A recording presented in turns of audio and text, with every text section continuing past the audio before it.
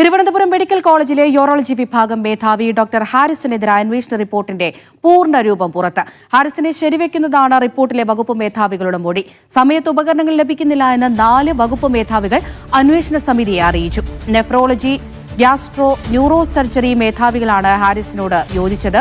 ഉപകരണങ്ങൾ വാങ്ങാൻ പണം നൽകേണ്ടി വന്നു എന്ന് രോഗികളും മൊഴി നൽകുന്നുണ്ട്. ഹാരിസ് ചിറക്കൽ ചട്ടലംഘനം നടത്തിയിട്ടുണ്ടെന്ന് കണ്ടെത്തിയാണ് റിപ്പോർട്ട് അവസാനിപ്പിച്ചിരിക്കുന്നത്.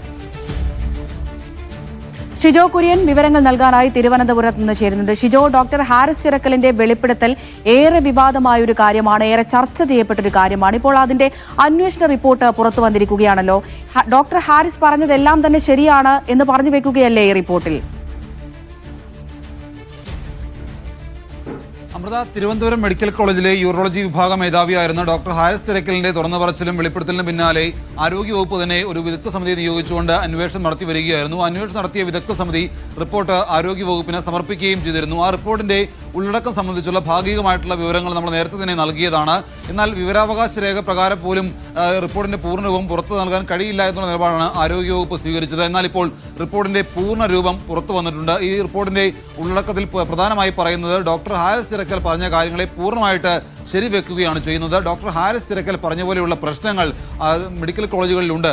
ആ പ്രശ്നങ്ങൾ ലഘൂകരിക്കണം, ആ പ്രശ്നങ്ങൾ ഇല്ലാതാക്കണം എന്നുള്ള കാര്യമാണ് ഈ റിപ്പോർട്ടിൽ പ്രധാനമായിട്ട് പറയുന്നത്. ഉപകരണങ്ങൾ വാങ്ങുന്ന കാര്യത്തിലടക്കം വലിയ തരത്തിലുള്ള കാലതാമസം ഉണ്ടാകുന്നുണ്ട് എന്നുള്ളത് തന്നെയായിരുന്നു ഡോക്ടർ ഹാരിസ് ചിറക്കൽ പറഞ്ഞത്. അദ്ദേഹം പറഞ്ഞ കാര്യങ്ങളെ ശരിവെക്കുന്നതിനൊപ്പം തന്നെ തിരുവനന്തപുരം മെഡിക്കൽ കോളേജിലെ യൂറോളജി വിഭാഗം മേധാവിക്കൊപ്പം തന്നെ നെഫ്രോളജി വിഭാഗം മേധാവി, ഗ്യാസ്ട്രോ വിഭാഗം മേധാവി, യൂറോളജി, യൂറോ സർജറി വിഭാഗം, അങ്ങനെ 4 വകുപ്പ് മേധാവിമാർ വിദഗ്ധ സമിതിക്ക് മുമ്പാകെ പറഞ്ഞ കാര്യങ്ങളും ഇതുതന്നെയാണ്. ഉപകരണങ്ങൾ വാങ്ങുന്ന കാര്യത്തിനകത്തടക്കം വലിയ വീഴ്ച ഉണ്ടാകുന്നുണ്ട്, കാലതാമസം ഉണ്ടാകുന്നുണ്ട്. അതിന് പ്രശ്നങ്ങൾ പരിഹരിക്കപ്പെടണം.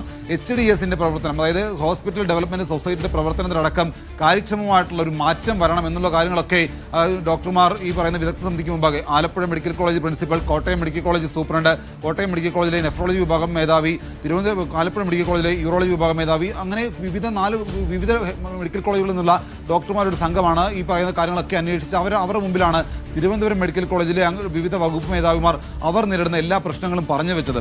അപ്പോൾ ഈ രോഗികളിൽ നിന്നടക്കം പണപ്പിരിവ് നടത്തേണ്ടി വന്നിട്ടുണ്ട് എന്നുള്ള കണ്ടെത്തൽ കൂടി ഈ പറയുന്ന വിദഗ്ധ സമിതി റിപ്പോർട്ടിലുണ്ട്.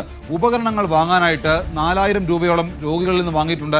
കാരുണ്യ പദ്ധതിയിലടക്കം വരുന്ന ചികിത്സയുമായി ബന്ധപ്പെട്ട് വരുന്ന രോഗികളിൽ നിന്നടക്കം പണം വാങ്ങേണ്ടി വരുന്ന അവസ്ഥയുണ്ടായിട്ടുണ്ട് എന്നുള്ള കണ്ടെത്തലടക്കം ഈ വിദഗ്ധ സമിതിയുടെ റിപ്പോർട്ടിലുണ്ട്. അപ്പോൾ അത്തരം പ്രശ്നങ്ങളൊക്കെ ലഘൂകരിക്കണം, ആ പ്രശ്നങ്ങളൊക്കെ ഇല്ലാതാക്കണം എന്നുള്ള ശുപാർശയോട് കൂടിയാണ് ഈ റിപ്പോർട്ട് അവസാനിപ്പിക്കുന്നത്. അതിന്റെ ഏറ്റവും അവസാനമായിട്ട് കൺക്ലൂഷൻ അവരെത്തിയിരിക്കുന്നത് ഡോക്ടർ ഹാരിസ് ചിറക്കലിന്റെ ഉദ്ദേശശുദ്ധി നല്ലതായിരുന്നുവെങ്കിലും അദ്ദേഹത്തിൻ്റെത് സർവീസ് ചട്ടലംഘനമാണ് എന്ന് പറഞ്ഞു വെക്കുകയാണ് റിപ്പോർട്ട് ചെയ്യുന്നത്. പക്ഷേ അതിനകത്ത് കുറേയധികം ശുപാർശകൾ കൂടിയുണ്ട്.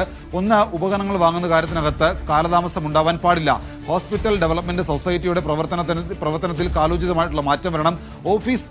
ഓഫീസ് സ്റ്റാഫ് പാറ്റേൺ മാറ്റിക്കൊണ്ട് PSCയിൽ നിന്ന് യോഗ്യതയുള്ള ജീവനക്കാരെ അവിടേക്ക് നിയമിക്കണം. ആശുപത്രി സൂപ്രണ്ട്, ആശുപത്രി മെഡിക്കൽ കോളേജ് പ്രിൻസിപ്പൽ, അതുപോലെ തന്നെ DME, മറ്റ് ബന്ധപ്പെട്ട ഉദ്യോഗസ്ഥർ, ഇവരുടെ എല്ലാം സാമ്പത്തിക അധികാരം കുറച്ചുകൂടി വിപുലീകരിക്കണം. ഈ പറയുന്ന ഒരു ബജറ്റ് എസ്റ്റിമേറ്റ് തയ്യാറാക്കുമ്പോൾ ഒരു പ്രീ ബജറ്റ് യോഗം എല്ലാ വകുപ്പ് മേധാവിമാരുടെയും വിളിച്ചു ചേർത്തുകൊണ്ട് അവർക്ക് ഏതൊക്കെ ഉപകരണങ്ങൾ വേണം, അതിന് എത്ര രൂപ ചിലവാകും, അങ്ങനെ കൃത്യമായിട്ടുള്ള ഒരു എസ്റ്റിമേറ്റ് തയ്യാറാക്കി വേണം ബജറ്റ് തയ്യാറാക്കാൻ തുടങ്ങിയ കാര്യങ്ങളൊക്കെയാണ് ശുപാർശയായിട്ട് വിദഗ്ധ സമിതി മുന്നോട്ട് വെക്കുന്നത്. എന്തായാലും ഈ റിപ്പോർട്ട് പൂർണ്ണമായിട്ട് പുറത്തുവിടാൻ കഴിയില്ല എന്ന് പറഞ്ഞ ആരോഗ്യവകുപ്പ് ഇപ്പോഴാണ് അതിന്റെ പൂർണ്ണ രൂപം പുറത്തുവിട്ടത്.